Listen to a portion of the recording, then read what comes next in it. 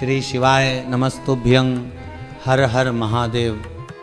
जय श्री कृष्ण, जय माता लक्ष्मी, राधे राधे। भाइयों और बहनों, धनतेरस की हार्दिक शुभकामनाएं स्वीकार करें।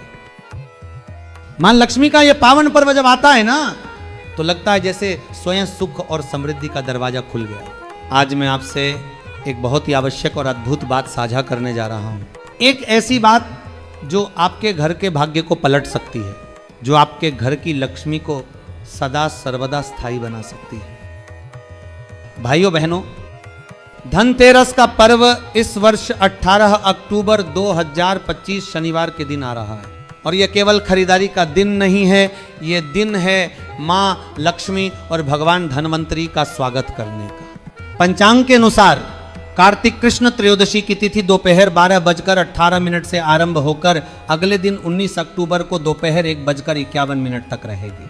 प्रदोष काल के समय में मां लक्ष्मी का पूजन सर्वाधिक शुभ माना गया है। कहा गया है, जो व्यक्ति इस दिन श्रद्धा और भक्ति से मां लक्ष्मी, भगवान धनवंतरी और कुबेर देव की पूजा करता है, उसके घर में कभी धन की कमी नहीं रहती।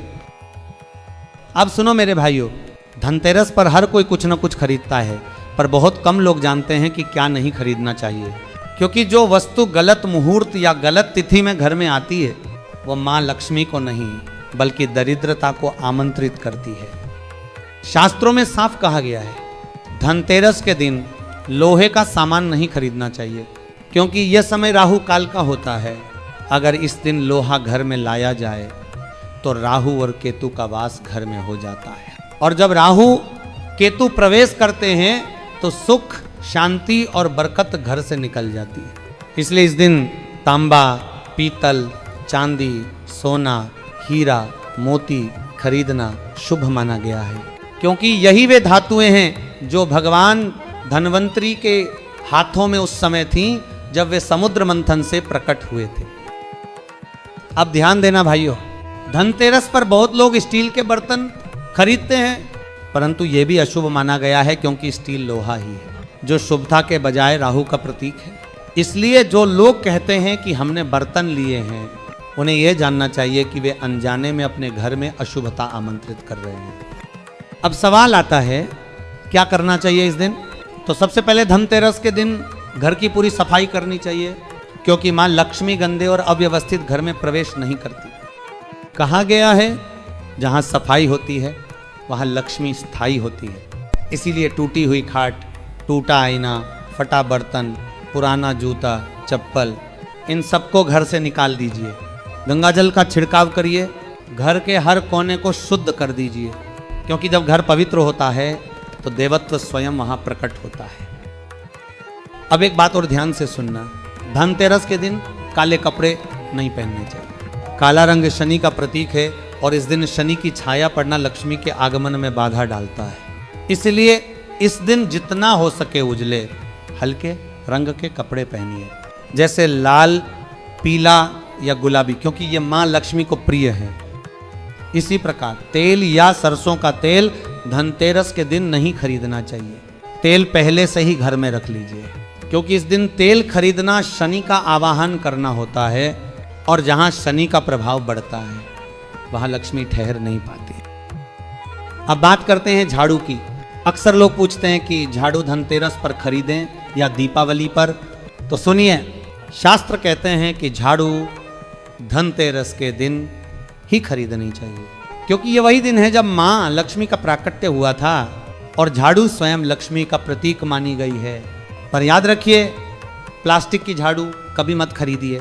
प्लास्टिक राहु का प्रतीक है, और ऐसी झाड़ू आपके घर की समृद्धि को काट देती है। झाड़ू हमेशा प्राकृतिक तिनकों की ही होनी चाहिए, और उसकी पूजा दीपावली के दिन करनी चाहिए, न कि खरीदते समय। जो व्यक्ति धनतेरस पर नई झाड़ू लाकर दीपावली की रात उसे पूजा के समय रखता है, उसके घर से दरिद्रता सदा के लिए भाग जाती है। अब सुनो भाइयों, इस दिन धनिया लाना अत्यंत शुभ माना गया है। धनिया धन का प्रतीक है। जो व्यक्ति धनतेरस के दिन मिट्टी में या गमले में धनिया बोता है, उसके घर में सुख समृद्धि का वास होता है। धनिये के बीज में हरियाली उगना यह संकेत है कि माँ लक्ष्मी प्रसन्न है। और जब वो धनिया हरा होने लगता है ना, तो समझो कि मां स्वयं आपके घर पधार चुकी हैं। एक उपाय और सुन लीजिए, धनिये के बीज के साथ 1 रुपए का सिक्का डाल दीजिए और जब वो अंकुरित हो जाए तो माता लक्ष्मी को प्रणाम करके उस धनिये से अपने रसोई में पहला भोजन बनाइए।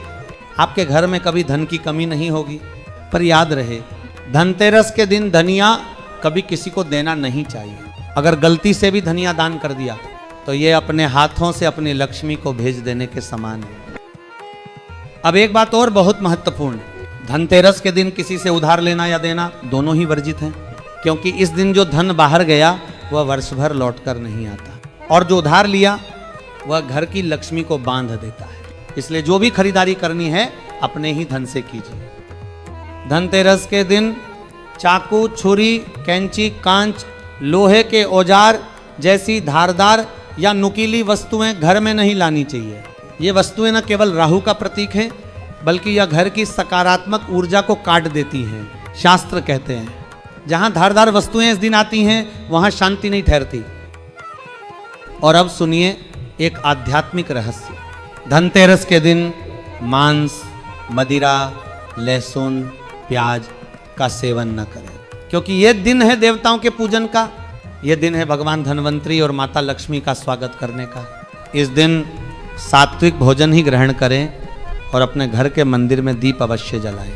भले एक दीपक ही क्यों ना हो, वह दीपक माँ लक्ष्मी के चरणों में रखिए और मन ही मन कहिए, हे माँ, इस दीप की तरह मेरा जीवन भी आपके प्रकाश से आलोकित कर दो। भाइयों बहनों, धनतेरस के दिन गाय को हरा धनिया खिलाना अत्यंत शुभ होता है, क्योंकि गाय स्वयं लक्ष्मी का प्रतीक है। जिस व्यक्ति ने इस दिन गाय को धनिया, हरा चारा या रोटी खिलाई, उसके घर में सदा के लिए सुख, शांति और वैभव निवास करते हैं।